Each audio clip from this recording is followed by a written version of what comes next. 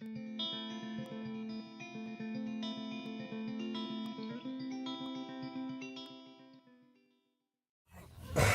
first of all, thank you so much for coming out of your way to tell us the story. Mm-hmm. Can you tell everyone who you are? Daniel Bevernis. I'm originally from California. I moved to Iowa about 2 years ago. And I had a son who passed away from what they called SIDS at the time. And due to my research and watching you guys and my wife and her mother, I've come to believe that that's not what happened. And I think it was vaccine related. All right, so let's go back to, will let's show everybody pictures of your beautiful baby. Tristan was born in 2007. I was way younger at the time. I was only 20 years old. And my wife at the time then was younger, even was 19.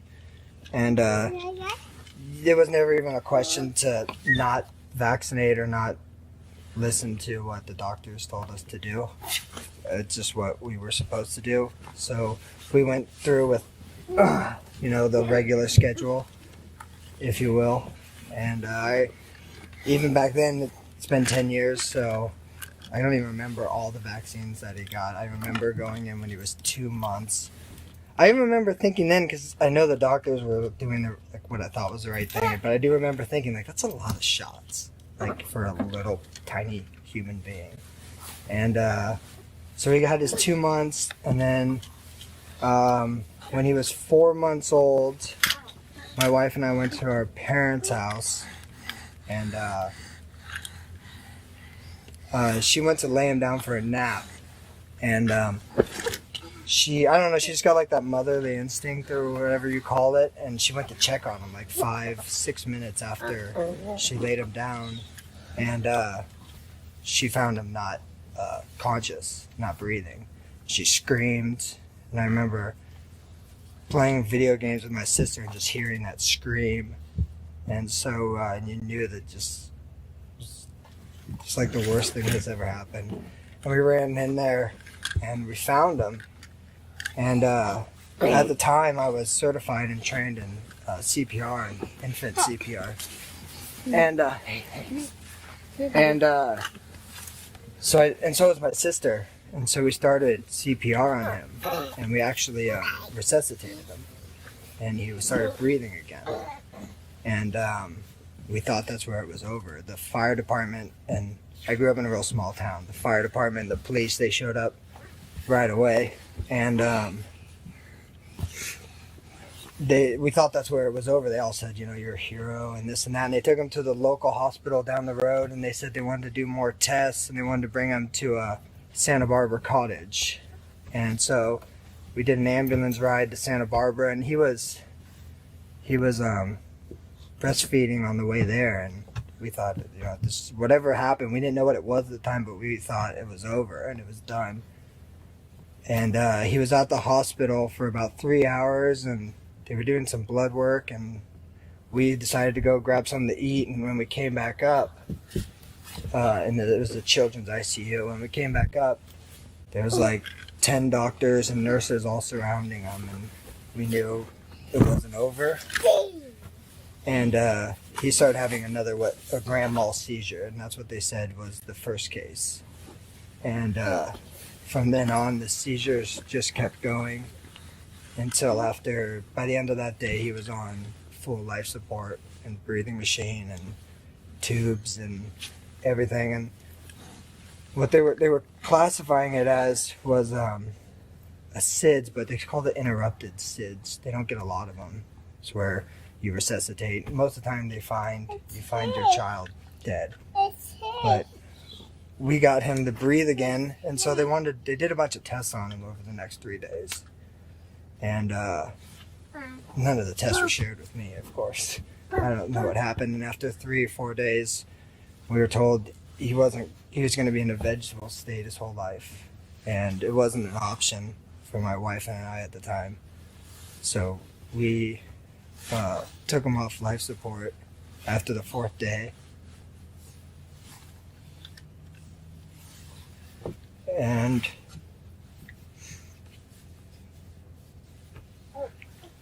yeah, that was it. we said goodbye. We had all our family and friends came, and they all took turns saying goodbye, and we said our goodbyes, and then that was it. Sorry. It's okay. And then the next like 2 or 3 weeks were just like a blur. It's like a blackout almost. I don't even remember it. And the funeral and everything. And there was never even a thought that was what, happened. But it Do you remember how soon after his 4 months vaccines that this happened? Well, he actually it was before his 4 months vaccine. So it was after his 2 months. He was almost 4 months old. He was scheduled to go in.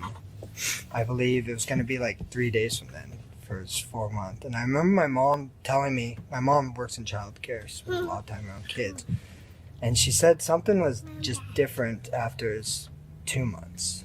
And I remember telling my mom, like, oh, there's a lot of shots, and I remember her she didn't want to tell me, she didn't want to scare me, but she said something's different with him now, like he had to take a different stare, like something wasn't right. She even said something about almost a smell, like he didn't smell like a normal baby. After the 2 months. After the 2 months, yeah. And so I never saw it, and she never spoke about it. She didn't want to scare us. I mean, I told you we were young. I was 20 at the time. I didn't know what was going on. Can you remember what he was like before he had the vaccines? He was just right. I mean, normal. these are beautiful pictures of him to remind everybody again about what a healthy Well, baby. he was just a normal baby. He was breastfed, and he was a normal, happy baby. And I try really hard to look back in that small gap of my life from the 2 to the 4 months. And like I said, it's like my brain doesn't want to go back to it. Like, this alone is hard enough. I know. And no, it's fine. But I try to think about behavioral changes, and maybe this was that. And it wasn't until I started watching you guys and thinking about it, was that it, Hang on 1 second, sorry. First of all, you need to know that we're really sorry about that. And, Yeah. and sadly, we were going to take a picture of Tristan and we're going to add him to this wall. But that changed your life going forward. Oh, drastically. Yeah. Yeah. So you have a beautiful boy here, Yeah. beautiful wife, and another baby one on the way. And vaccines? No vaccines. Absolutely not. This boy's never had a vaccine. He's never had an ear infection. He's never had antibiotics. He's never gone to the doctor. He's been perfectly healthy. 9 And so pounds, you're- 8 ounces coming out. He's a big boy. 9 healthy pounds. boy. Yeah. And then did they put you under pressure to vaccinate? Oh, Yes, I had absolutely. to guard him like a hawk. He was born in California at the same hospital my first son died at. And I just remembered, because that's kind of what got it all going again, is going through this process again. And I remember thinking, how am I going to be with another kid? How protective am I going to be? And then when we found out she was pregnant, we started talking about it and just looking into it and researching it, and just didn't want to do it. Mm-hmm.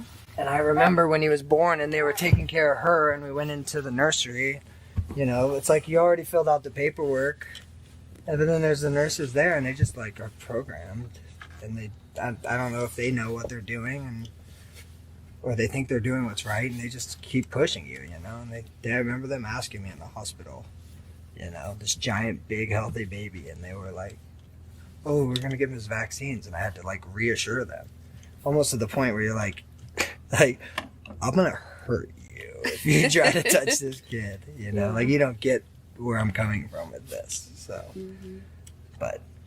Yeah, and we found it hard to even find doctors. There's some doctors that won't even accept you if you don't vaccinate. They won't even look at your baby for just even a well baby to measure him and just check everything. And also daycares. I stay at home because daycares, a lot of them won't let you have a child that's not vaccinated. So we've kind of just chosen the silent life and just stay at home and raise him, and yeah. Did you ever see the pediatrician that gave Tristan the vaccines? No, I never saw him afterwards. But I had a pediatrician that I went to growing up. His name was Dr. Medina. He's retired now.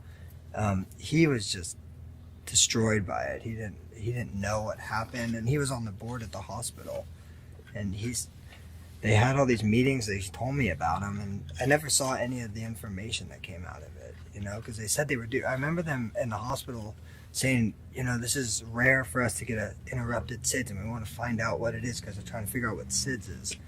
And I never saw or heard anything about it. I don't know if it's maybe because I was young and they didn't want to tell me.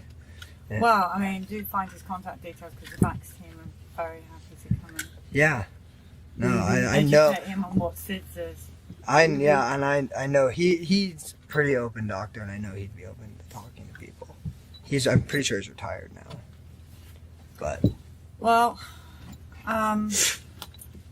thank you both.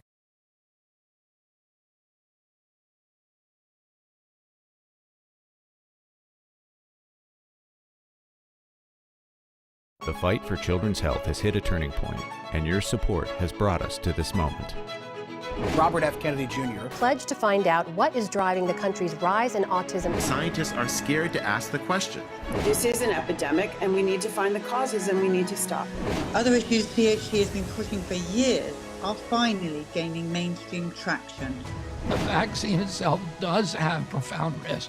We are removing pharma members from FDA advisory committees.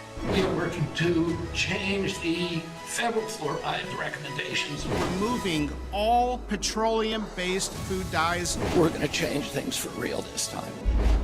This is the moment we've been fighting for. Please give today and help us make the most of this opportunity.